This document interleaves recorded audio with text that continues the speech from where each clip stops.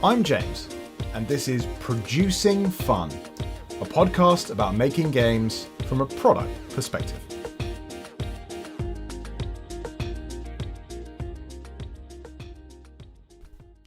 Welcome to the latest episode of Producing Fun. My guest this week is Annie Norman, the founder and owner of Badsquiddo Games, a miniatures company specialising in the creation of believable female miniatures. I wanted to talk to Annie because her story is two important things at once. First, it's an inspirational tale. How someone built a business in the hobby sector from absolutely nothing, in debt and unemployed, and turned it into a thriving business with an avid fan base doing something genuinely different. It's also about what that actually involved, which is not all luck, but the result of hard work, sound business decisions, and a commitment to making quality products, in addition to any kind of fortunate market timing. That's an important story for people to hear. Here in the UK at least, the opposite narrative is normally dominant in the world of games. No one can make any money, and all success is a crapshoot. While that might be convenient for some people to believe, it obscures the very real differences between the decisions made in successful and unsuccessful ventures.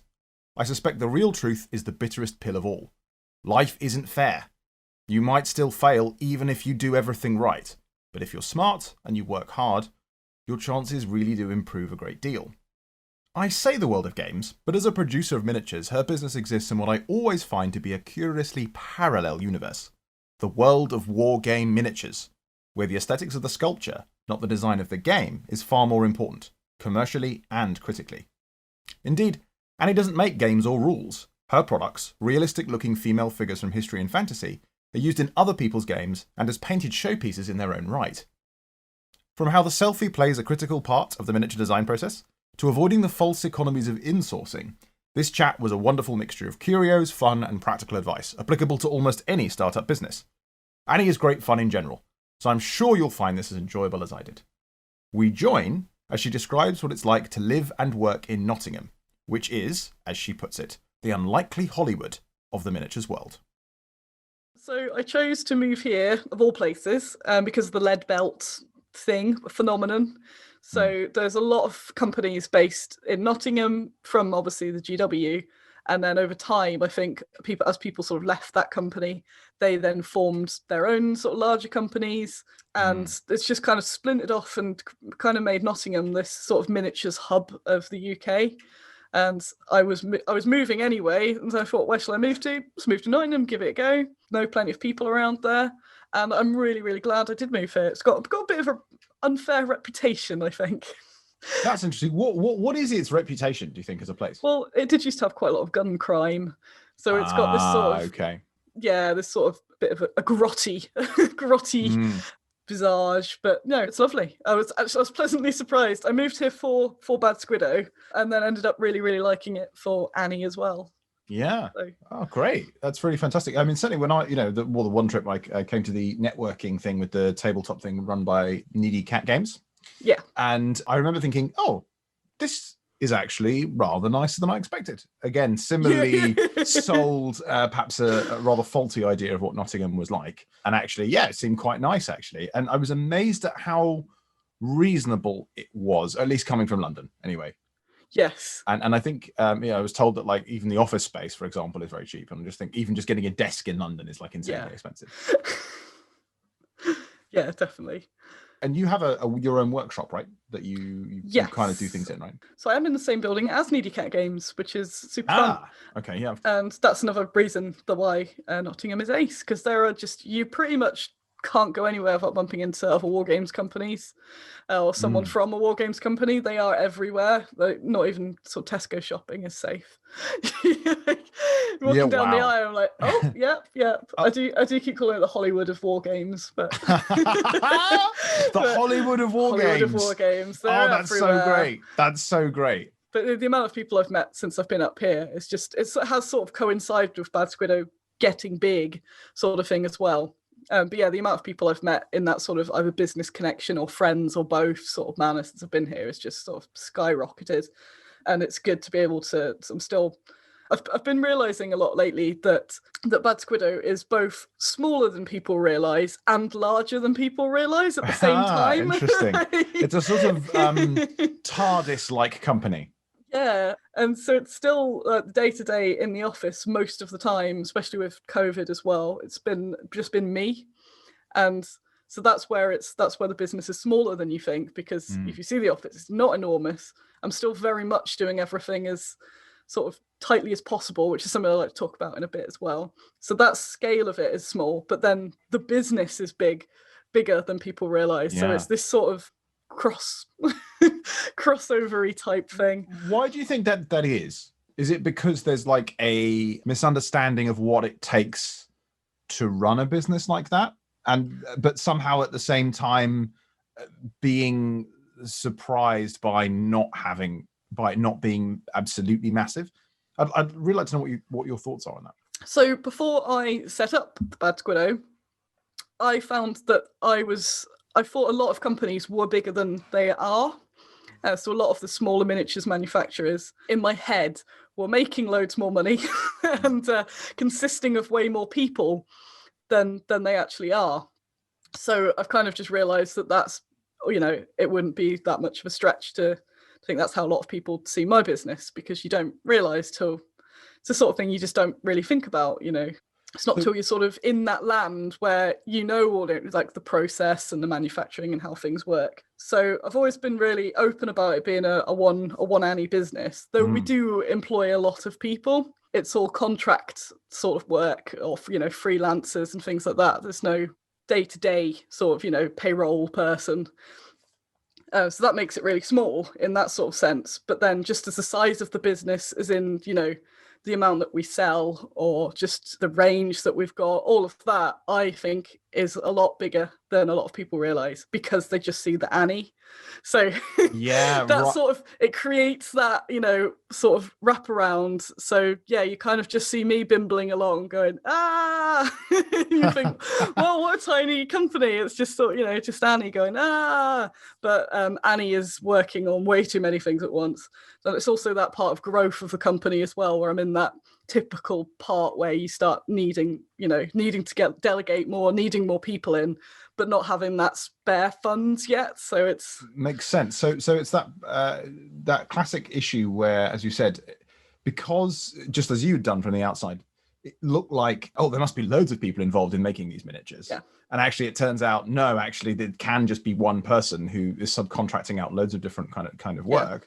That's what would make people think that be somewhat surprised that it is only you actually as driving everything forward. But also at the same time, I guess the thing about the being larger is because I guess even as one person today, it's possible, isn't it, in a way that might have maybe not previously, perhaps even 30 or 40 years ago, be the case that you can project an image of being much bigger, because actually you can be, through subcontracting out and buying different services in, you can be creating this actually pretty big footprint, right? Yeah, definitely.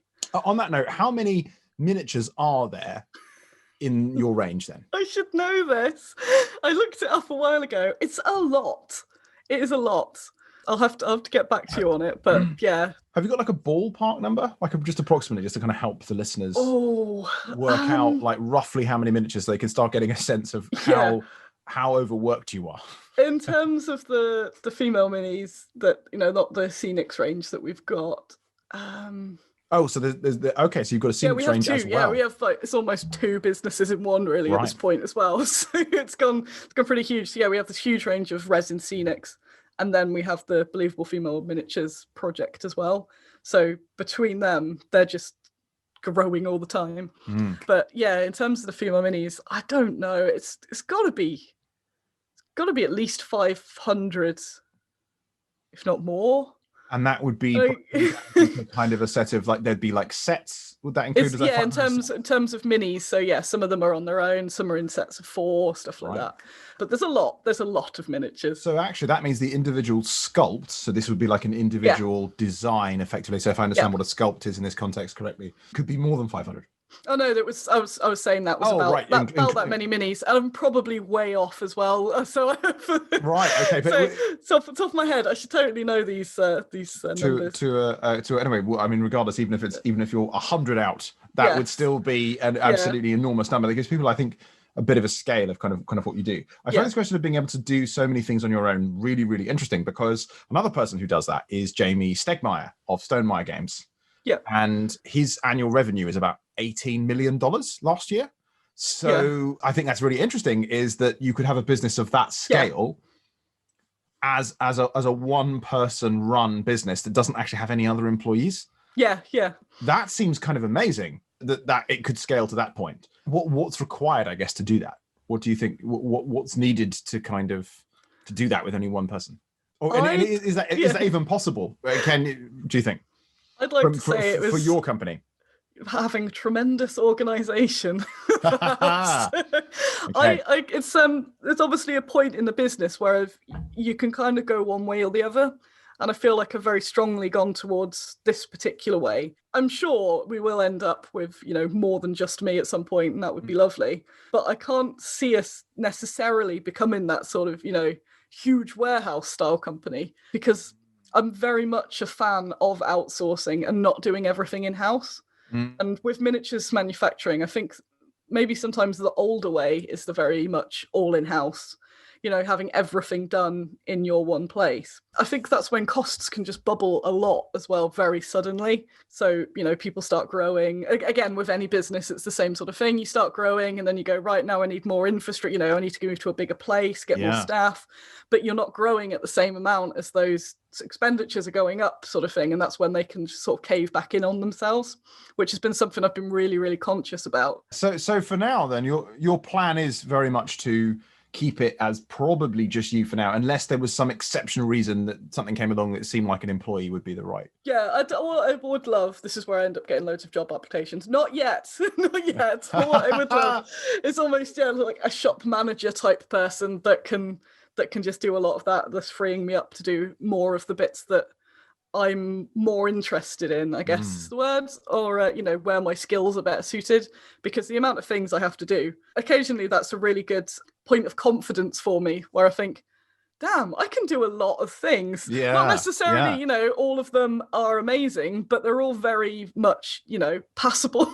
No one would notice. I've not got a company all sort of, taped together with bits of cardboard and sellotape and whatever, going, it's all handmade, I can wing it pretty well. It's the basic, but having to have not an expert, but a solid knowledge of so many different aspects. So obviously, with the miniature design, so largely focus on historical figures, there's so much research that has to be done to get all of the details correct. And that's the bit that I would like to have more Annie freed up to do. I don't know when I started talking about myself in third person either. But at some point, this has happened in the last few years. What I was saying before about how you could have everything in-house. And people do that. And it does tend to be those sort of larger companies now, like when they get to that size, then that's a different sort of fish. But that larger scale, that makes sense for all sorts of different reasons to have things in-house. But my sort of size of business, I'm very much a fan of that. Just get professionals to do things, and then everything is great. So absolutely. There's the things that I can do, and like I said, I have to wing a lot of stuff, and that's sort of go, right, we need to do this now. I've never done this before in my life ever. Now I need to read up and figure out how the hell I do this. Whether it's things like different softwares or different ways of accounting and stuff like that. That's okay, but there's things that I should never ever do. So and I see it happen with a lot of companies where they do that, and they kind of get well, we could save some money by doing these things ourselves. I'm like, no, don't do it. Like yes, that's a real trap, isn't it? Extremely overworked people. But then I think I'm extremely overworked, but wow, if I did some of these things that other people do on top of that, it'd be impossible. So one of them that I see a lot of companies start doing is go, we spend a lot of money on casting. We could get our own caster, and then we could just pay them money, and then we wouldn't have to pay, the profit to the casting company. When you say casting here, just for the benefit of the listener, so I can understand what part of the process is, it'd be good if you explain that. I think after that, what we'll do is we'll go right to the top in terms of maybe what kind of typical day looks like, just so I can understand a little bit more about how the business works.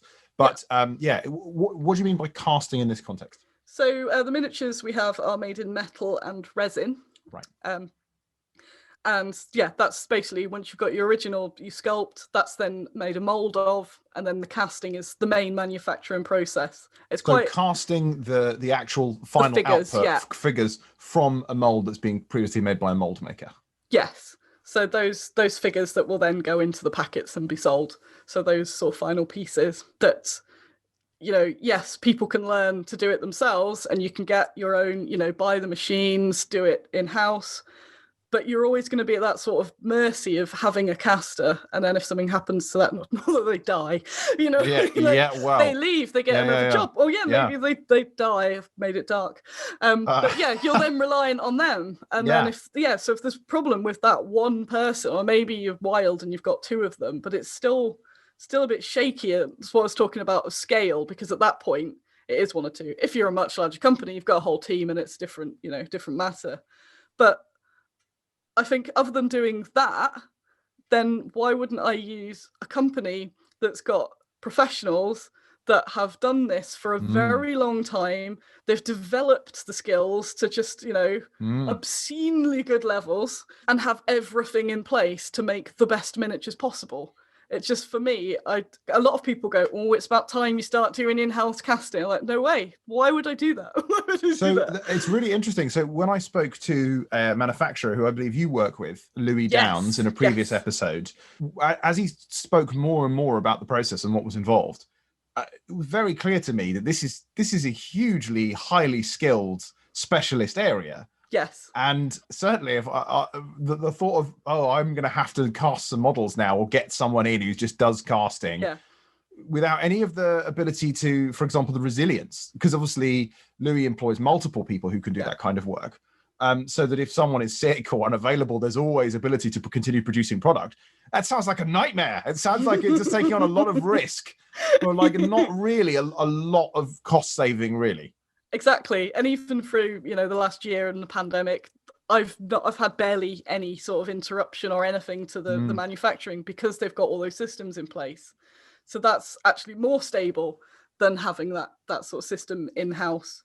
And it's something that people, it's not too hard. This is where Louis tells me off afterwards. It's not too hard to cast. To cast a miniature. You can pick it up, you can do a day of, someone showing you, and you can cast a miniature. But there's a very big difference between casting a miniature and casting a very good miniature. Yeah, that makes total sense. That difference of quality, a lot of people will just go, I've made a miniature, it's worked. Yes.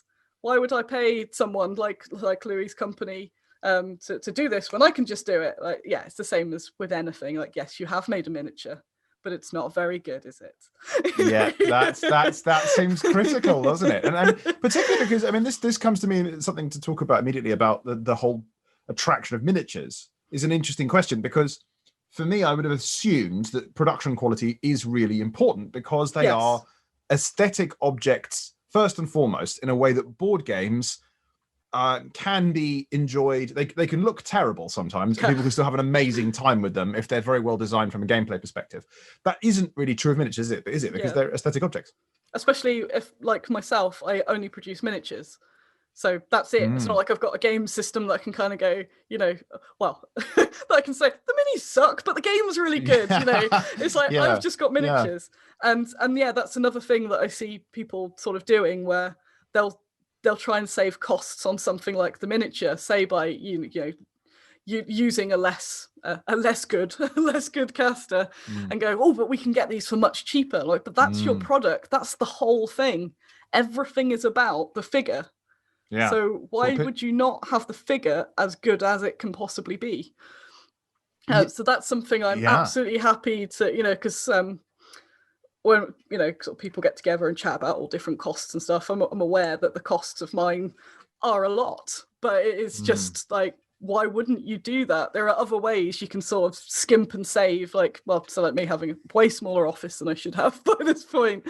But the important thing is that products, and I think people sort of setting up can easily be lured into that whole like, but I can save money by not using super good casters perhaps, or just like I can pick it up and do it in my shed, and there's plenty of people that do that, and I didn't want to look like I was being super critical, but it's very easy to do it wrong, basically.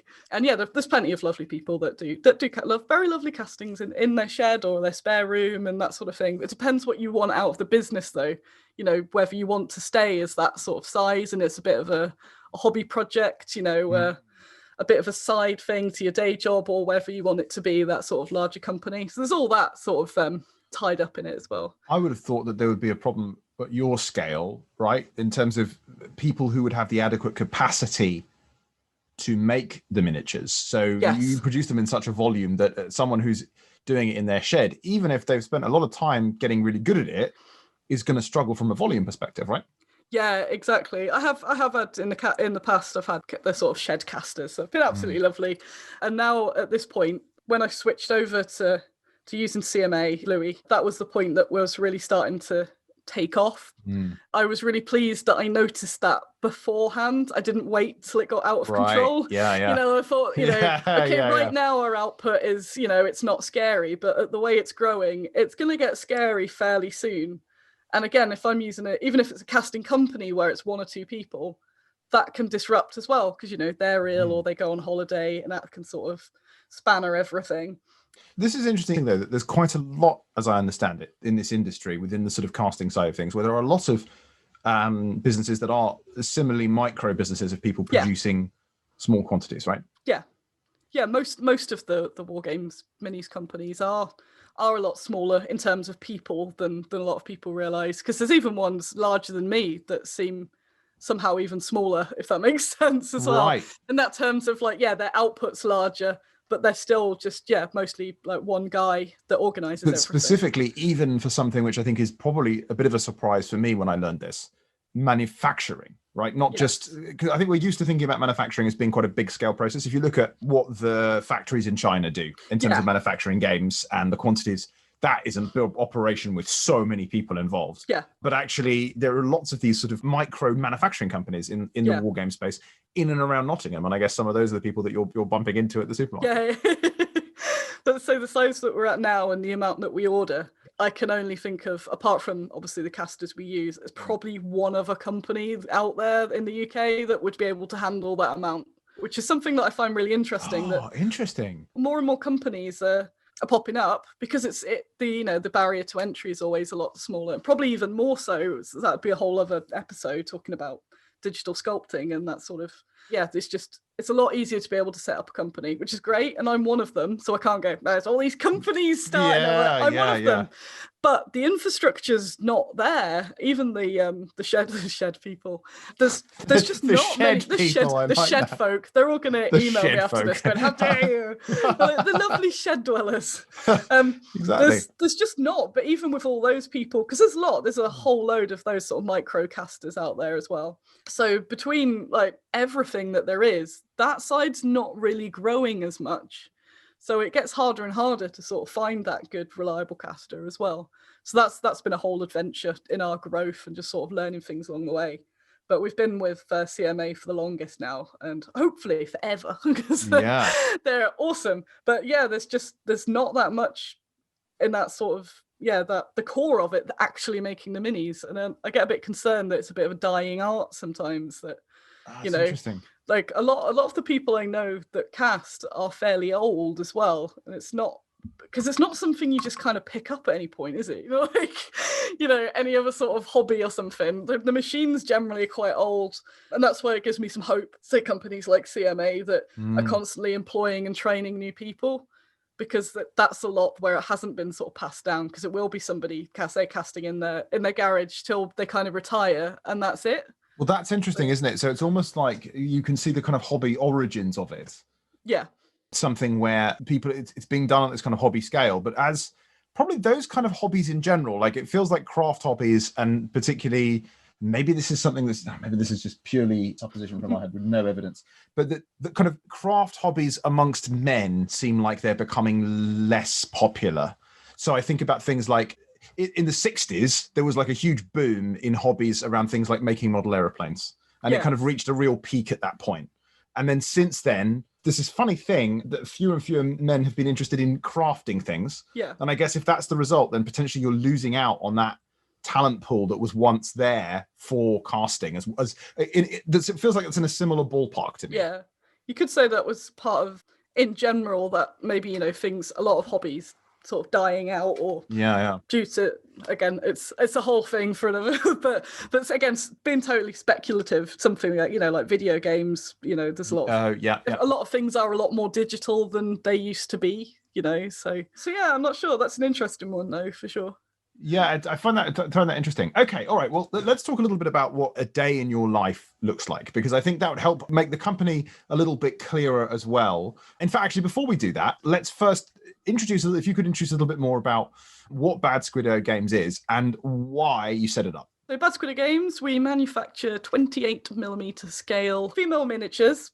And sorry, just to stop you there immediately, just to make sure that I'm clear on this. 28mm scale, this is a person is approximately 28mm in height, just so I get this right. So a lot of it's an ongoing, it will be debated until the end of time, people arguing over what it means. But what we do, which is clearly the best, because, you know, we do from foot to eye, because some people do the top of head. And I'm like, but what? You can get crazy hairstyles and stuff. That would mess that up. Right. So we do it to the eye as if they were standing anyway. Obviously, if they're different poses, they won't be 28mm at all.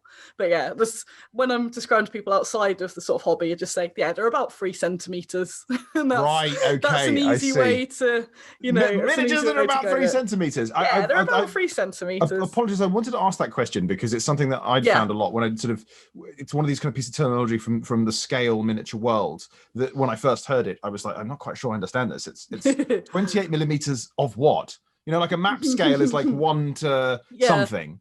So I've always been a bit mystified.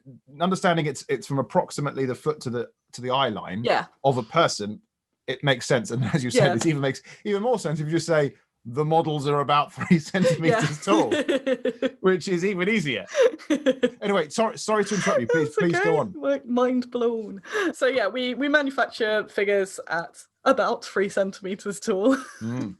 Yeah, they're used for wargaming. Some people just use them for, not just, some people also use them for painting dioramas and things like that. And we don't produce any rules, but what we specialize in is female miniatures, because at the time when I set it up, I noticed that was what was really lacking in that sort of diversity in the hobby. So that's what we focus on, but we've kind of been branching out quite a bit as well. So what they tend to be, because people will go, but you don't do rules, what do we use your miniatures for? Like, well, a lot of people swap them out because so many companies don't do female models. They want to play a game, there isn't what they would like to use in it, so they tend to be used for all sorts of different games, which in historical worlds is a lot cooler than the fantasy worlds, you know. So it's not me sort of, you know, bumming off someone's IP or anything like that. You know, it's not like I make models that people play Warhammer with. It's not that sort of thing. Say in the historical world, it's quite, you know, someone will make a rule set and then it tends to be, you know, use whatever figures you like, and there's a whole load of that out there as well. Would you say the majority of what you produce is historical miniatures? I'd like to think so, but then I'll go, whoa, we really, you know, we really went all out on the guinea pig warriors or something. I don't know. Right, okay, because there is such a range, because you've got the guinea pig warriors. These are sort of armed guinea pigs that have armor and swords and things like this. No, that was me giving away one of my plans, but yeah, that will be.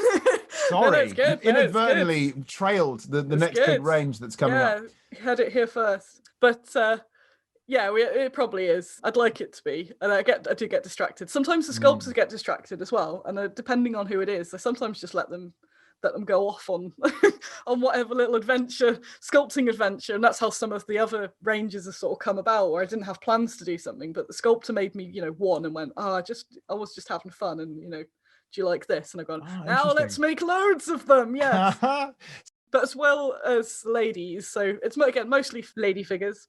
We also bought most of Bristol's Extraordinary Market, again about 3 years ago, which does feel longer, that one does. So what's that?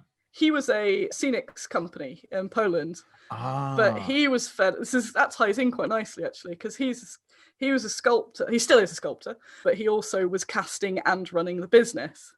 Right. And one of the reasons he decided to stop that was because he was getting frustrated that he wasn't sculpting as much as he wanted to be sculpting, because he was doing the day-to-day business running instead. So he sort of switched up what he was doing, sold off the range, and then it just became a full-time sculptor. So he can just sculpt and hone that craft, which is, I was really proud when he did it. Yeah. Because I see so many people sort of just work themselves into the ground trying to, when I think of everything that I do, and if I sculpted and cast on top of that, it blows my mind that, that people do that. But yeah, so I bought that range, but then we've expanded it. We've probably tripled it or something since then. So Ristel's now one of our sculptors. I'm really pleased with how that's all turned out, because it was a range that we used to stock, and now it's ours.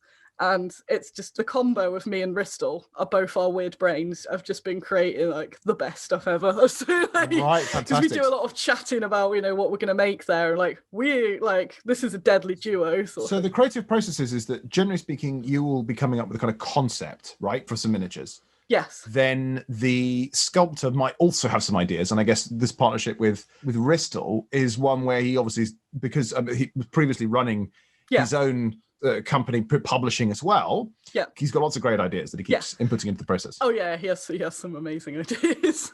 It totally depends on the sculptor, and I like sort of learning what sculptors enjoy and what they want to make as well, because it's like anything, that if they're doing something they're not that into, it's not going to be as good. If it's something they're really passionate about, then it's going to be a lot better. Yeah, makes a lot of sense. So it's almost like as a treat occasionally, just be like, what do you want to make? So some are very strict. We have very tight briefs. Right, okay. Where that'll be, this is exactly what the figure's going to look like, to write down. So she's going to have this expression, this hairdo, every sort of micro detail. Interesting. And then other times, depending on what it is, again, it's usually away from the historical, but it might be something a bit more loose. So it could be something like, right, I need another shield maiden. I want to dress the same as that one there, but can you have her in like a rah pose or something? There's a lot of photos of me out there of posing as for the pose example of what I want. Wow. So that's how you brief poses in sometimes, is you just get a photograph of yourself making a kind of expression. Yeah, because then you can figure out, like, it's even stuff like figuring out if the body goes that way, like. Oh, that's fascinating. Because like you're your own armature. So yeah, it's like, is that a natural pose? Right, because there are certain things you could do with them. Well, there are loads of things you could do with the model that would be impossible. Yeah. In terms of human physiology. Yeah, you see a lot of that out as well.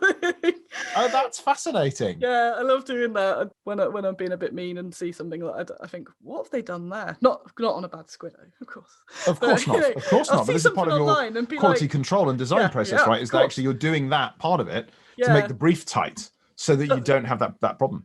That's it. Yeah, I'll sort of see something occasionally. I'll be scrolling and see a figure and go, what?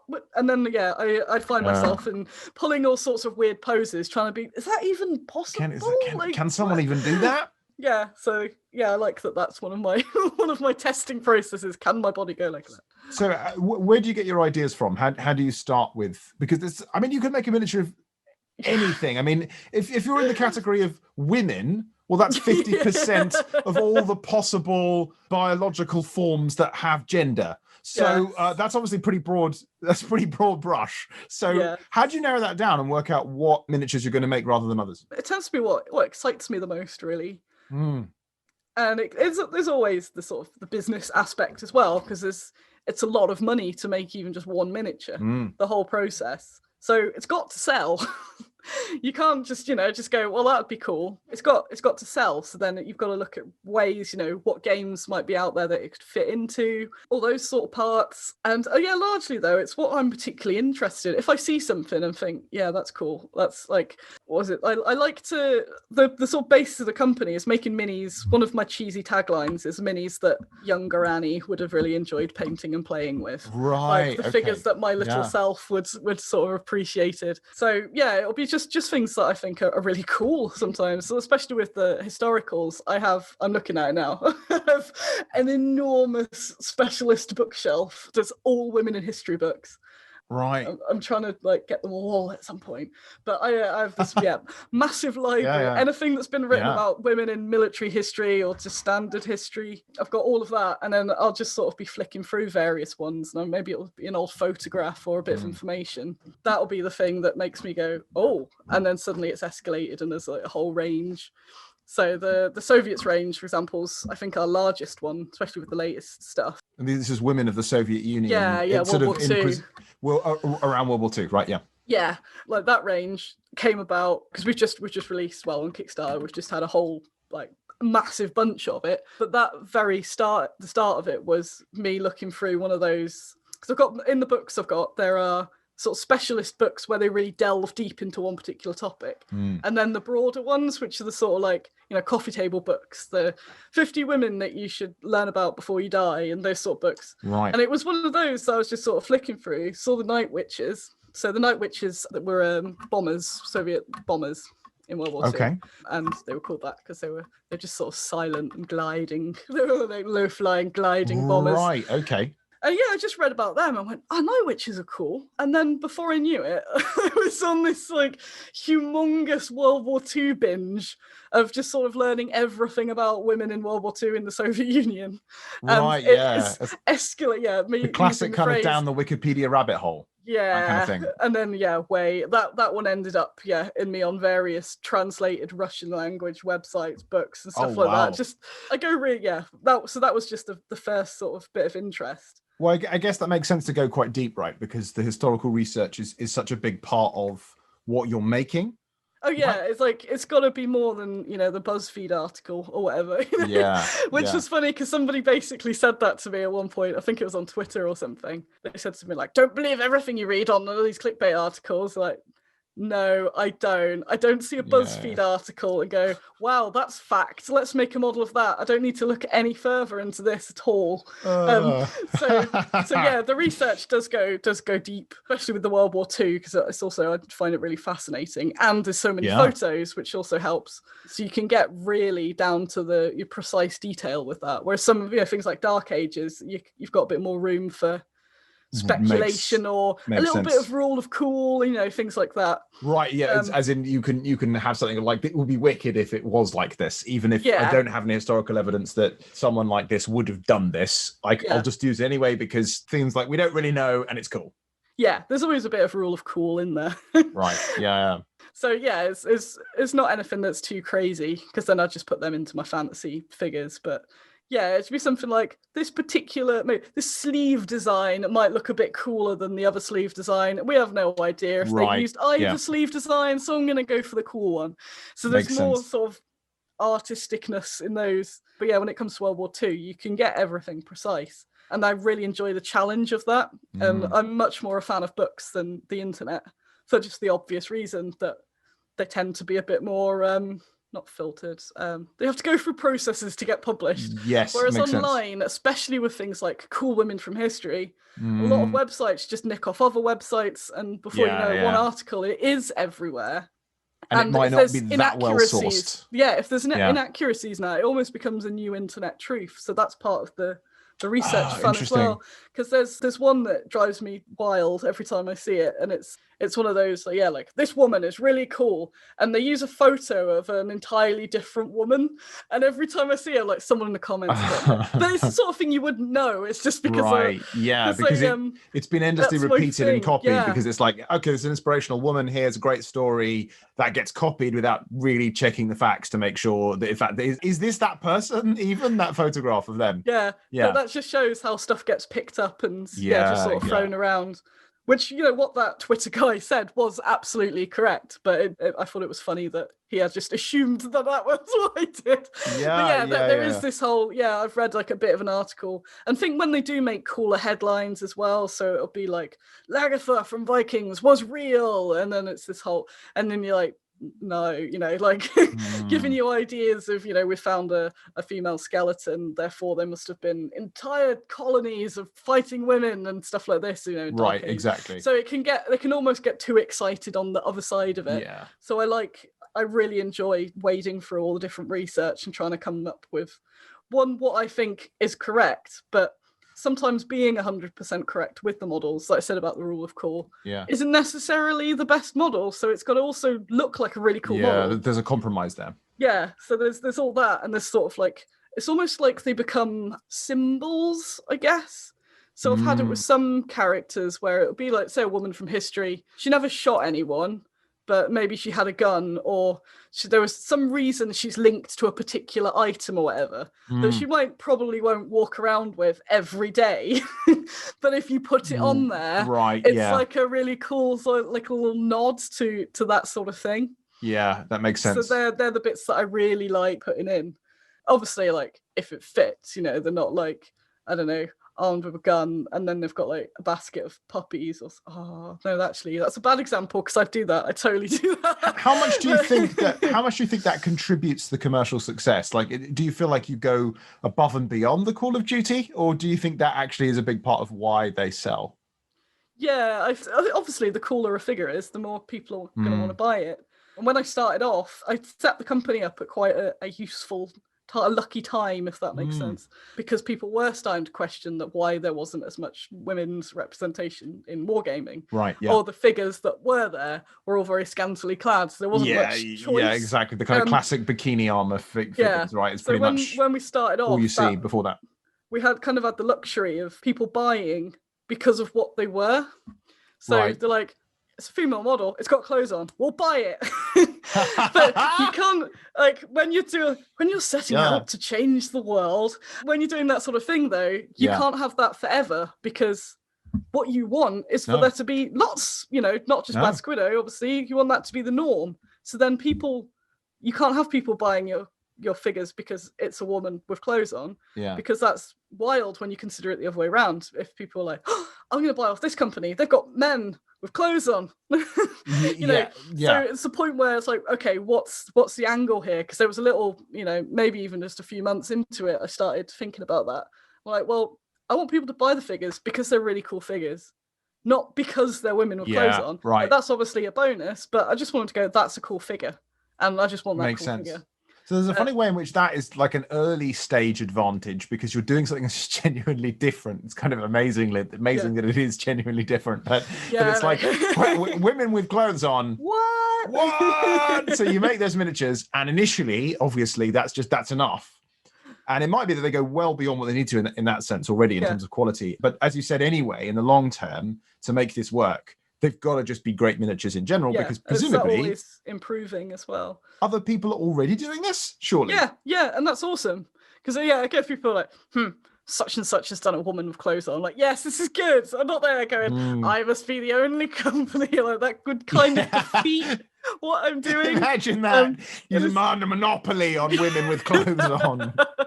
Feels like this seems a little self-defeating. But, no, totally. But it has got better. Partly just, again, it was the right time for me to start that, because it has been becoming more of a discussion, and lots more companies are doing it. And I know that I have directly influenced some companies as well, probably indirectly influenced some. I'm not claiming that there are more models of women with clothes on. Oh no, I am claiming that. I'm claiming that there are more out there. Because it sounds like you are. But you've exerted that pressure to some extent by showing people what's possible. Yeah, I'm not responsible for every woman with clothes on mini, but you know what? I have contributed quite a bit to that. But it's a mixture of, I think, the Annie effects, and also more people just be having the same thought, going, hang on, what? You know, when we're doing a woman barbarian or whatever. So just people are being more conscious about it, and then it is a sort of ripple effect. So the more companies that do it, there was a fear when I started. A lot of people were like, "Don't do it, you won't sell them." And I've heard that so much from people going, "Well, people make sexy female figures because no one would buy them otherwise," and that became a sort of like gospel. Yeah, and it kind of angered me that people wouldn't even try. They'd just say, "Well, you know, they're not going to sell." So then I thought, well, okay, I'm out of nowhere. I'm going to like pour everything I've got into this. And at the start, it was, well, I didn't have much at all. I was quite happy to tell people that I started Badsquiddo when I was in debt. Right, yeah. I was at the very last sort of bit of hope, because previously I'd been running a dice bag business, where I was doing that for years, but I managed to bust up both my wrists with repetitive strain from doing that. Oh, from actually making them? Yeah. Right, And okay. so that wasn't long-term sustainable, but I did build a pretty damn good empire, so I was pleased with that. Right. But yeah, I'd been out of work for a bit because of obviously my hands weren't working. Yeah. And it was that last point of like, I need to change this up. I need to do something else. Yeah, starting in the back, which is something I would never suggest to anyone. Just, Because you hey. go, people like, hey, Annie, you set up a business when you were in debt, so it can be done. Like, it can be done. I would not recommend it at all. Are you in debt? Do you have repetitive strain injury? This is exactly the right plan now, is to start a new business. Yeah. Exactly. That makes, so I thought I did go into it with that sort of self-defeat from the start, just this like, well, if nobody buys them, I've made some miniatures that I will like. Because the first figures that we made were female shield maidens. So what are shield Dark maidens? Age, the Dark Age warriors that Right. are women, because there weren't any, and that's what had been enraging me when I started playing. Because the issue did seem to be largely in the historicals, where obviously you've got all the the fantasy tropes, but with historical figures there were, and there still are, to be fair, barely any female representation, and there are women in military history. Right, of course. So it was that sort of like adding into that, and so I'd started playing Dark Age Wargaming, and just went, okay, I'll get some ladies in there, go onto Google, and yeah, they weren't there. And I was like, but what? How? What? There should be some, like, right? And That's I what you're thinking found to yourself. some, and then they'd be the fantasy versions. So it's like, your traditional Dark Age warriors always got like a tunic, some trousers, maybe a bit of chainmail on top and a helmet, and that's that's your standard warrior. It's like, just want that, but a lady. But all you could get was these like metal bra things. Which is just like a fantasy figure. That's like, fine, no, but it's not a historical figure. No one goes to war like that. That's just not a thing. Which is really interesting. So actually, that's really interesting. You point about the historical shield maidens. So who were they historically? What was their role, and what kind of places particularly did they crop up? Funnily enough, this is the one that's very contested. Right. Okay. I can imagine just the amount of historical record from those times in general is pretty limited, isn't it? Yeah, you're going to like looking through archaeology with your own biases, which has been getting a bit better as people are more aware of it. But yeah, it was sort of like this skeleton's buried with beads, therefore it's a woman's skeleton. This one's buried with pots, and it can be very, very quick to make presumptions about a lot of stuff. Yeah, because it's one of those where there's been a lot of men in that industry as well. Nobody's really questioned it. Obviously, they have over time, and a lot more lately. So there's still a huge debate over actually whether there were shield maidens or not. The conclusion I came to when I was going through it all, because I was reading, it's like this emotional roller coaster where you'll read one bit and they're like, yeah, it was really common for women to fight. And you're like, yes. And like, another one would go, yeah, they would never be fighting. I'm like, no. Yeah. That's just like, you learn as much as you can, look at as many different sources as you can. But the conclusion I came to with them was that there would have been, it wouldn't have been normal. There wouldn't have been tons and tons of them. Yeah, makes sense. But it seems weirder for them not, because you then look at different, more documented periods of history. Yes. And there's so many cases of women either like sneaking into the army and stuff like that, or just someone who might be exceptionally strong or something that, even if there are rules in a particular site of like, women can't fight, but there's a woman that is really strong, then they might go, yeah, okay, we'll make an exception here. I would also imagine in times of like incredible strife as well, in more like informal battles, conflicts, because so it's very easy if you're thinking back to like the Middle Ages, the high Middle Ages, where there's like a huge amount of convention about how everything is done. Then it's a bit different. But as you said, to me, that seems to make sense to me. What you're saying, the chance that at no point in a woman fight in that context seems much less likely. Seems like that would be very never happen. For all the reasons you've said, is that actually there would be, they might not be the typical case at all. But you might not have a 20 of them running down the hill at you. But but did they exist? Come on, at some point they must have done. Like, I think that makes sense. I can't see it really being any other way, to be honest. That time is not linear. So when you're looking through history, depending on where you are in the world, what the era is, some places will have loads of women and it's absolutely Right. fine to be in combat. Others, they won't. And it's never something that will kind of like, gets more progressive over time. It sort of just jumps up and down depending on what society that makes sense. Yeah. Which is really interesting. And that's one of the reasons I ended up finding the World War II women in World War II really interesting as well. And we don't just do combat. At the start, I was very much on this whole badass sword wielding women. And then I've just got even more into different representations. So with the Dark Age, I've got villagers that are defending with like pitchforks and things like that, which absolutely definitely happened. They can't argue that one. Yeah. And then once like when we started the Soviets, they were all frontline combats. And then I got to Britain, World War II Britain, and we didn't really have that. We had like the odd, we're quite a lot of, spies and agents and things like that. Yeah. But we didn't have, rows of WI on the front line. Right, yeah. But then it got me more interested in different roles that aren't all the the glory of combat as well. Right, There's all sorts of different things that people do that on the surface might not be as cool because you don't get a sword or something, but are really important. Well, I've got from you an anti-aircraft gun team. Yeah. From World War II, right? So isn't that an example of one? Because this is something that happened where women would operate those as part of the what's the regiment called that they're part of? Or they operate those kind of guns? The ATS. Yes. Yeah. So with those, that's a really interesting one because it's the BOFAs you'll have. Yeah. And that one, so there's so much women's air defense, so much more, like just in everything when I've been researching, because people are like, don't try and shoehorn stuff. And I kind of thought a little bit like I might be sort of wish list shoehorning. And then once I started reading, it was like, I don't need to. There are so many women doing stuff, even if they're not the front line, they're there, they're being active in the military. So with the BOFAs, so it's the anti-aircraft gun, women were allowed to do everything apart from fire the gun. Oh, interesting. Yeah, so that was absolutely, and it was a huge source of debate throughout the war because, like, they're doing it over in Russia, just let them shoot.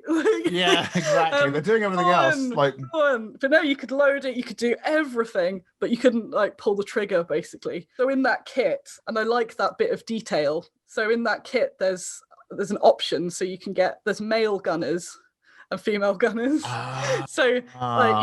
Because people play a lot of what if histories and things like that, or like weird where you would have that. Yeah, or you could just think, are you doing a scenario where there's no dudes about, so she's firing, okay? Yeah. So I like that I've put in the historically correct man gunner, but also ladies as well. So you can, and I've made it so you can magnetize them too, so you can switch them out for what you're playing. That's really cool. Is that, would you say, a kind of feature of the realistic war game world that actually people do really appreciate that kind of realism and reflecting the kind of how it would have been through that? Yeah. Well, I like making them accurate, and if they're more sort of pulpy genre stuff, I'll put that as a separate thing. But it's also rule of cool. So right, yeah. I like educating people and the whole the dudes were the only ones that were allowed to fire. But you're playing a game. So sometimes people don't care. They just go, that looks cool. That's going to be a cool version, a way to make that model nice, Yeah, exactly. So it's not like everyone who's put the women on the gunning position. That'd be a good poll, actually, to find out what ratio people have used. That would be interesting, to see what people have done. I've not assembled mine, so I can't contribute yet. But it's not like everyone who's put the woman on there is not playing World War II. I'm sure like most of them probably are. And they've just gone, it looks cool. They're not real soldiers. They're 3 centimeters tall representation. So it depends how you're playing. Because I think this is partly it, right? That's like there's a lot of I think what's been getting really good over the last maybe 5-10 years is historical wargaming getting more accessible. Because before it was almost this sort of very guarded, like traditionally, like stereotypically old man type thing where you can't just pick it up. You've got your masses and masses of Napoleonics. People shout at you if you paint the button wrong. That sort of vision of what people see historical wargaming as. And I'm sure in some areas it was definitely like that. But now there's more and more games and things coming out where it's just way more like the bar to entry is so much sort of smaller. And there's also this sort of like more games where it doesn't have to be 100% accurate, because it's a game based in that era rather than being you're playing that era. Well, that makes a lot of sense. I mean, to some extent, all war games are alternate histories, right? In the sense that if you can change the outcome of the conflict, my favorite war game is Memoir 44. You never change the outcome of the war, but you do change the outcome of an individual battle. So my dad, whenever he plays, he's always the Germans. So if I lose, I always like to remind him that he did lose the war in the end anyway, thankfully. So an individual battle can go a completely different way. So there is that element, isn't it? By its nature, it's something which should be able to be adjusted around the edges. Yeah, exactly. So there's a lot more of that now, where it's just a bit more relaxed. Yeah. What I just want in the hobby is just as much choice for people as possible. So there's nothing wrong with any of it. If someone wants to recreate a, mass battle, keep it as accurate as they can get it, and they enjoy it, then that's great. And if someone wants to do Vikings versus, I don't know, Space Marines or whatever, they can do that. So I think the hobby's now getting so diverse in those sort of sense anyway, that there is something for everyone out there, and I think that's really cool. That's really fantastic. Yeah, and I completely agree. I think that's, I would say, more just broadly in the world of board games and as well. Yeah. That I would say seems to be very much the case, which is great. Right, this is a huge expansion of themes, loads of different things happening. I said we'd talk a bit like kind of what a day in your life looks like. I think it would be really cool to understand a little bit more about that, about how life works at Badsquiddo. So, what was a typical day? And can you walk me through just a kind of overview of that whole process of how a miniature goes from being an idea, because it's come out of a really cool run down a rabbit hole of Wikipedia, to being something that's being sold in little blister packs, presumably? Yeah. Okay, so sort of standardy office day. I watch loads of those motivational things on YouTube. I was about to start with that. I get up at this time, then I go to the gym. You get up at 4 a.m. and go to the gym. Then you meditate. Like that's what you got to do at that point. And then you've got to eat. You've got to drink, I think, something that's like a glass of water with lemon juice in it. Yes. Normally.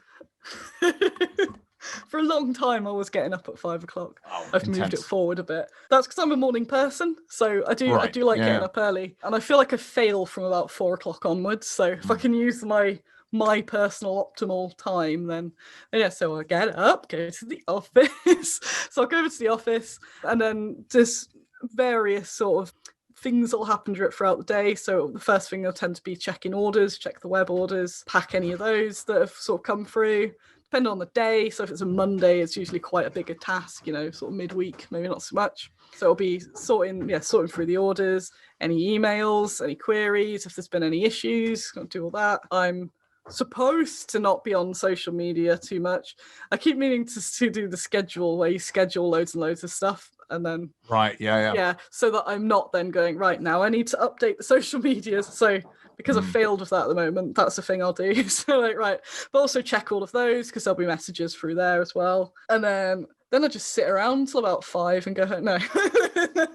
I bet there's very little sitting around doing nothing. That's pretty much been this week, to be fair. So it's a mix. I like when I'm doing a mix of sort of computery bits and moving about bits, because I tend to just, my will to live saps the longer I'm sort of sat at a computer. But there is a lot of that sort of stuff. Then, depending on what's happening, it could be working on some graphic design for some new packaging, because we have painted pictures of our miniatures on everything. So as soon as the paint is finished, then the mini might arrive. So I'll take a photo of the mini, whack it into Photoshop, cut it out, put it onto the packaging. Must be a real delight having as part of the process people painting them for this, and then you get to keep a collection of painted miniatures. Yes, that's pretty. That must be pretty cool, right? I bet that. Do you have those on display in the workshop? No, and I should. I still don't have any space for them, to be fair. Right, yes, but I know that I've got all these really lovely painted models, and they just live in foam cases most of the time. Yeah. But I occasionally get them out for photo shoots and things like that as well. Makes sense. So put some nice terrain. Oh, I've just got some new terrain coming. So that was part of last week. I was trying to find some pre-made terrains. Ended up being on Etsy looking for some nice backdrop sort of terrain that was already scratch made sort of stuff. I can really easily get off on a tangent on, because I'm doing so much. I've got to be careful to then not get too into one particular thing. So I'm there on Etsy going, oh, let's look at the next page. Look at the next page. Annie, this is supposed to be a quick So yeah, it'll be things like doing the graphic work there. Got any sort of accounting things to do, then do that, and that sort of boring paperwork. There's a lot of boring paperwork that again people don't, because the visual of what you see is just Annie on video or whatever going, hey, we've got more Shellmaker. Yeah, well, that's like, every company has that, doesn't it? There's always the busy work that people forget about when you're running a business. Like it's just me with my figures going, now fight, which I do quite a bit, to be fair. If that were the most of the job, wow. Oh, I have to do the best. So they do have little conversations with each other and stuff, but that's normal probably.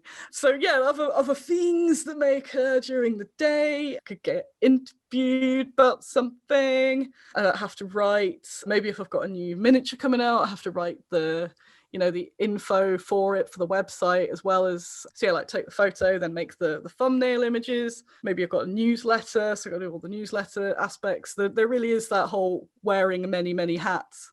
Again, trying to sort of automate as much as I can now, or outsource to sort of get rid of some of that busy work that it's like, is this the best use of my time sort of thing? Makes sense. So I like getting more systems in place. We've got live stock, which is just beautiful. So live stock on the website, so if it's on the website we have it. Oh, fantastic. We've had that for years. So is that a particular fulfillment company or something you work from to do that? Or... No, just being cool with the website. Right. And just keeping... and do you have the miniatures, you dispatch them and do that side of it yourself as well? Oh yeah. So we do all the shipping. Right, okay. So I mean, like I don't have to do I spent way too much of my life stock counting. Going through all the racks and counting things. So that's all auto now. So when we get them in from the casters, we just add those totals to it. And it's beautiful. And it gives me little alerts when things are low on stock. But those sort of things, that would have been quite a bit of time beforehand. So, in my previous days, I'd then maybe spend an hour stock checking this bit, doing this bit. Whereas it's really quick and easy to do an order now, because I just print off the spreadsheet, print it off. I do like printing things off and having it in front of me rather than on the screen. Be able to sort of go through that and think, right, we need some of those. So we'll be restocking the miniatures, which happens quite a lot. It's on this like endless catch up, because the range is big. We're still relatively small, so don't have like tons of budget lying around. Especially as this whole like starting from debt, it's been a real grind. Can imagine, yeah. And I'm really pleased with how that's gone, because I think that was a real battle against the odds. So I'm very proud of that. Yeah. But it doesn't make sense to carry loads and loads of things in stock. So it's finding that balance where you've got a nice chunk. And it's better for the casters, that you don't go, can you cast me 5 models? They've got to cast a chunk off at once, but that can very quickly add up. So what you've got sat around. Your stock is all kept in your sort of workshop and office, right? So I can imagine that's a terrible trouble. Like, even with very small miniatures, being able to just manage all of that stock of like a huge range that you talked about. So it's quite challenging. Also, a lot of people sort of keep them in drawers and package them up when they need it. But I just like getting them packed as soon as they're here. Well, not immediately, but one of my rules I try to have is to not have bags of metal around. They've got to go into the blister packs. And that helps me keep an eye on how many of those I've got as well. So I won't have a show coming up, suddenly go, I've got a blister pack, loads of things. Now I've run out of these blister packs. And so would you have some time for design in one of these days? Just to do a little bit? I like to do more of that from home, because that's where I've got all my books. And I can really spread the books out all over the floor and just become one with it. And then I'm doing that. And then you create a brief from that design process. Yeah, so to make the miniature, that starts. I just make a million notes. My main sculptor, Alan, he's done all of our World War II. With him, I've got a Facebook group set up with just me and him. And we find that really useful just for managing everything. So you're not when you go back through emails and you're like, when did I say that? Where was that bit? So we'll have subtopics in there. So we just use that. And so, it'd be like on one particular figure, we'll have our own thread. And then there'll be like sub threads on that. So it'd be like, the clothes, here's the clothes. And then we can just post. And I've got separate galleries as well. So these are the specifics, but this is the album to sort of be aware of, sort of thing. So we put all that together. Sometimes I do one of my bad sketches. It depends what the figure is. When it's things like, say, the World War II, I tend not to, because we've got all the things together So I just need to go and in that pose. It's almost like I've got assembling all of the pieces together.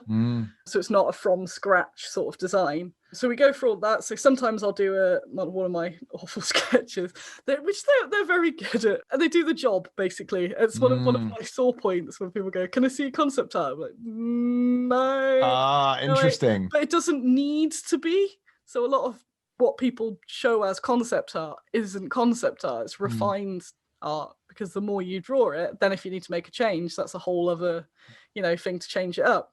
Whereas the point of it is just to show what goes where. Yeah. There's no need to spend time shading the face in or whatever. I just need to show the expression. Sense. Yeah, and like, can the gun go over this part here? And then you can think, no, then you can just easily rub it out, draw, and the gun, might just be a tube with a just a very basic, because that's all that's showing. And then I'll have, if it's World War II onwards or something, I'll then have attached to that a photo of the gun, because there's no point to me drawing that gun. Yeah, of course. It just needs to show roughly where it's going to be. Yeah, makes sense. And if it's sort of older things, it might be some artifacts, or then a mixture of that with somebody's sort of painting of one restored, or things like that. So there's a lot of sort of collage-ness in there. So have a chat with the sculptor, again, depending on who it is. So main dude knows me so well that we can almost mind read each other now anyway. Right, yeah. So you're like, yep, I know exactly what's going on here. Cool. Sometimes I'll phone them up as well, which I like doing too.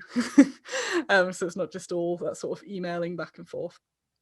They get that. They do the sculpts. They'll sometimes send me a work in progress, but most of the time it'll just be finished, unless it's something that's interesting, been a bit vague. So they send me the photo through, say, is there anything that needs changing? Most of the time there isn't, because they're ace. I love that.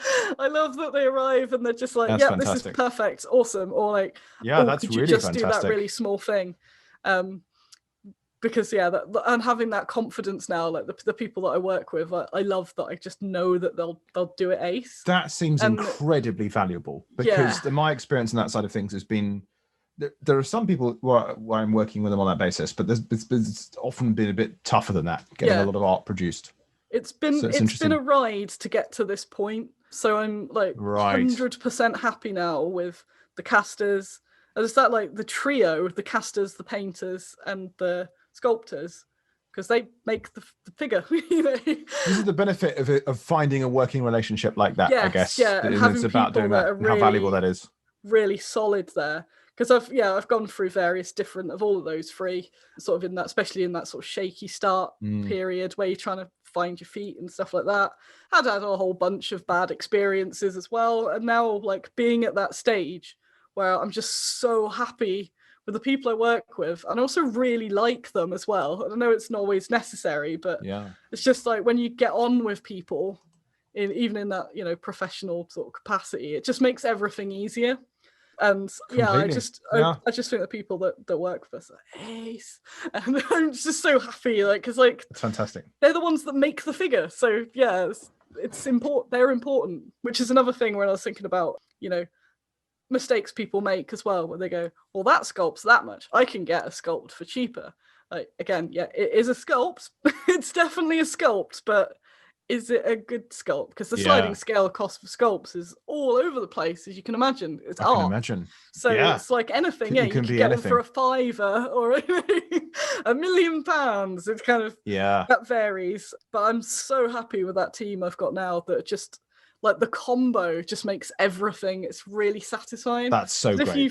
If you've got fantastic. That idea, which I guess from what you've just said there, you've done with Magnate, where you've got this idea in your head, and then someone just isn't getting it, or they do something different, or because you didn't leave out a specific detail, or you didn't, there's something that you didn't clarify on, they've gone off a totally wrong way, but you didn't mention it. So then you're like, is that my fault there? And it's just disheartening. And the casting bit as well, like, I've had boxes, not from my caster, but I've had boxes of casts arrived and cried at really like points where it's been, just before a massive show like Salute. And it's not to scratch. Yeah, like that's not a stress you need on top of that. God, no. So the chill of knowing that the figures are going to be perfect, It's like, I just feel like, again, without flexing, everything's going to be perfect. And if it isn't perfect, they'll fix it and it'll be fine. Yeah.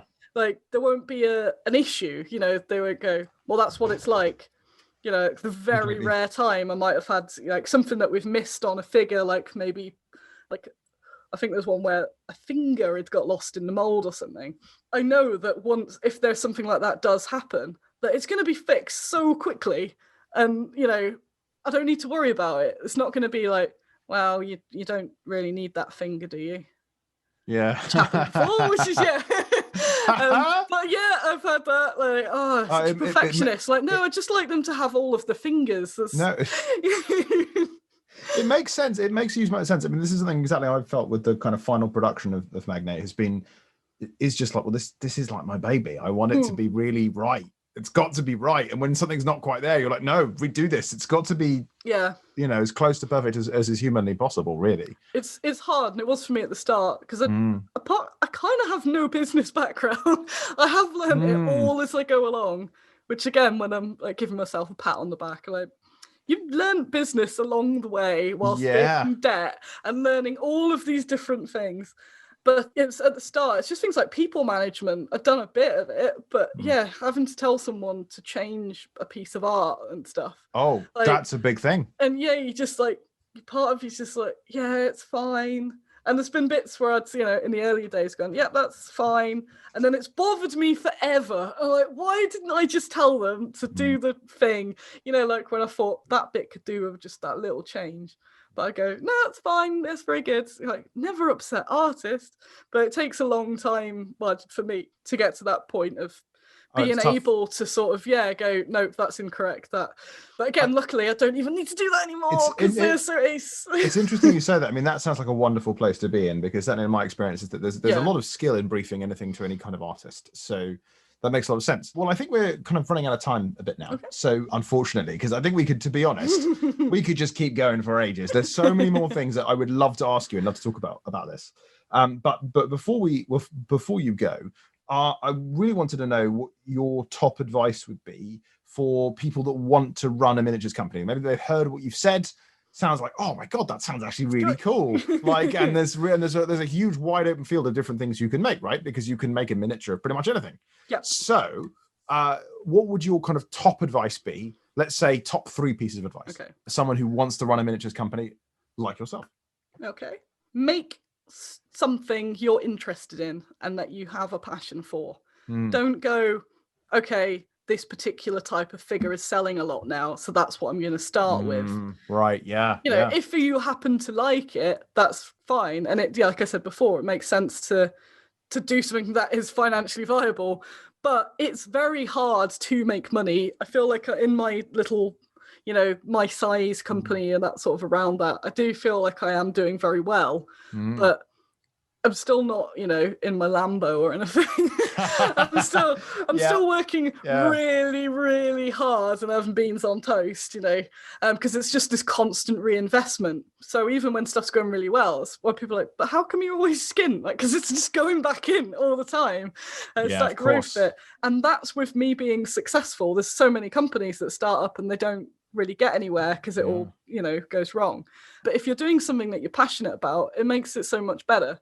Because this is not the business I'd to get miniature manufacturing. It isn't the business I'd get into if it was just to make money. Yeah, of course. Because there's a lot easier ways to do it. Yeah, completely. And it's like doing this, work yourself into the ground, having to put things out there, putting your baby out onto social media. Yeah.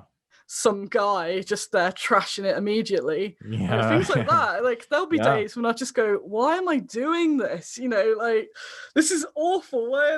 And then someone will message me like a picture of their daughter with the first shield made, and it's like the first model they've ever painted or something. I'm like, that is why I do it. Yes. So for me, it's not just about the minis. It's about this, like, it sounds cheesy. I just want to make people's lives better. And of course. And and if I feel like I'm having that positive impact, and I feel like what I do with Badsquiddo is, then that's me winning. So that's that goal. But if it was just for the money, just by now I think I'd have just quit. Because it would be so punishing, wouldn't it? And it's people keep saying this to me. It is that love of it that gets you through the tough times. Yeah. And if you don't have that, you're not going to be as motivated as well. Yeah. Right? So it's these minis that you've got your heart into, and that's your particular thing. Yeah. It's just going to, rather than just these being these like little figures that you resent forever because you used your mortgage money on them or whatever. Yeah. It's like when I started with the Shield Maidens. It was, well, if no one buys them, I've got some cool things that I've made for myself that I would like. You know? Makes sense. Yeah. And also like it is doable as a business. So even though I've just said all of that, there's too many people that go, oh, you know, there's some phrase that goes around and it's like, if you want to make £1 million in this industry, start with £2 million. And like, I absolutely, I hate that. I'm going to say for the record now, I loathe it. I loathe that. Well, for every time you can say that, I can say, all right, I look at something like Stonemaier, as we were talking about earlier, $18 million of annual revenue. Yeah. And I'm just like one person making board games because he wanted to make board games that he really enjoyed making. Right. Yeah. Like that is like, no, completely like, that is just, do you not think that the degree of that is a kind of form of self-protection, right? Because it means that if you fail at it, you can say, oh, well, it's impossible to make money anyway. Yeah. Right? Yeah. So it is very hard. A lot fail, but it's not impossible, which is important. And if you've got the drive, I know it's always like, you know, it's easy to say, if you've got the dream, you can dream it, you can do it. Like, no, you have to, you know, work your ass off. But it's going to be tough, right? That's the important thing to take away. But achievable critically. Yeah, it is achievable. Other bits to avoid, I would say, not pricing high enough because people get you're nervous, you're new, and you're like, oh, I would, and then you kind of look about, and there's some companies that sell them so cheap, and it's because they don't need the money. You know, it's the same for any business where people are doing. Some are doing it for a hobby, some are doing business, and you'll think, oh, but they're selling it that cheap, so I'm going to have to sell it that cheap, and you don't. But it's really hard in those early days because you already like got the whole doubt of, no one's going to buy my miniatures. So, you know, if I do them cheap, or if I do like endless deals and make them really cheap, or if you're a retailer and you go, oh, I must discount things, but you don't have to do it. I see too many people just sort of screw themselves up from the start because they don't price them high enough. So they're never going to get the money back, or the time that it takes to get the money back is too long. Yeah. You know, and that they can't sustain until that point. Makes sense. So make a good product and then price it for what it's worth. If it's good, people are going to want it. You want them to have it. You want them to want it because it's good and it's something they want. They want in their lives. Totally. Not because it's cheap. They go, oh no, it's a bit crap, but it is cheap. Like, no, you want them to want it. So don't be afraid to price it at the level that you need to, or that you know, obviously you do all your workings out what it should be, but don't be too worried about seeing other stuff cheaper. I think that's definitely important. And another thing, I think what I mentioned before, I guess, is don't go cheap on your manufacturer. Right. So your core, you know, you're not going to have much of a budget at the start unless you're one of those lucky people. Oh, I'd love to have had money to set up a company. You know, there's going to be areas, like I said, there's areas where it's easy to cheap out and you can get away with it. Like, again, like my office should be way bigger. Right. But for now, that's a smaller monthly cost that makes a big difference at this point. So there are bits where you can cheap out like that, but you can't on your sculptors and your sculptors and casters particularly. You got to make good models and don't get lured to like, oh, but this guy will do it for this price. I'm like, nope.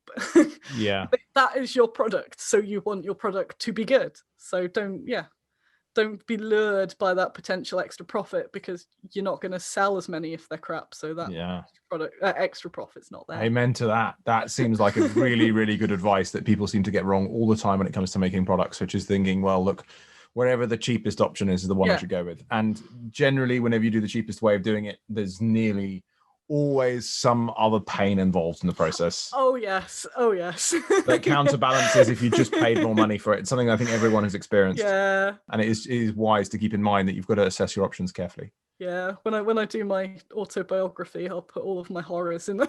Yeah. You've got to do that. This was absolutely fantastic. It's been so great. That's really great advice. I think anyone who wants to do this would be interested. And I think all three of your tips there, I actually think are highly applicable to a lot of different businesses, actually, about quality suppliers, about sensible pricing and doing it, because you love it. It seems like it's really crucial. Yeah. Good all And those around. are like specific versions of it. I would apply to other board game businesses as well. I think would probably apply. So just before you go then, so what are you coming out with soon that we should be on the lookout for? We're into the Soviet Union, we're getting more of them? Yes, so we've just finished a Kickstarter. It was only a week. I very much like short Kickstarters. Yeah, so it was a week.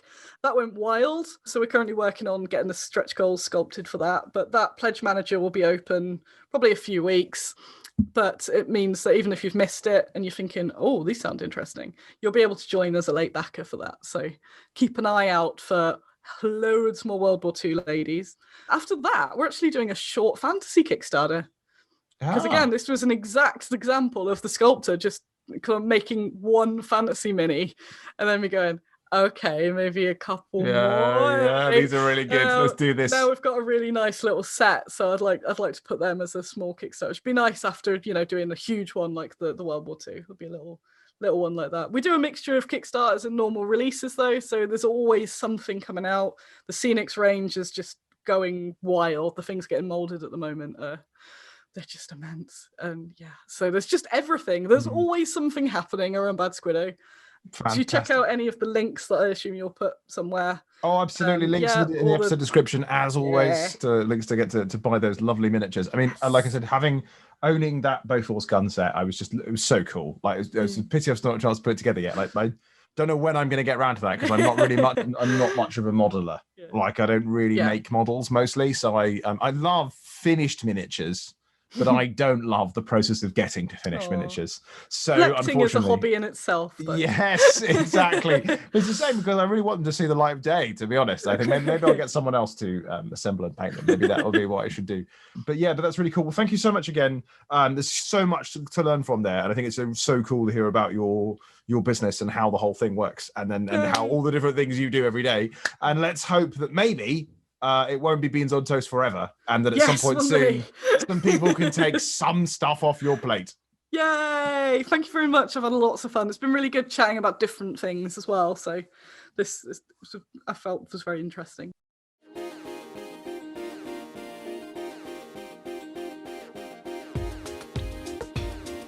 Producing Fun is produced by Naylor Games.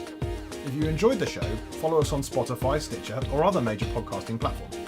Remember, Producing Fun is also a product, and it thrives on feedback. So please leave a review wherever possible, or simply send me your feedback directly. You can message me on Twitter @NaylorJames, or write me an email, james@naylorgames.com.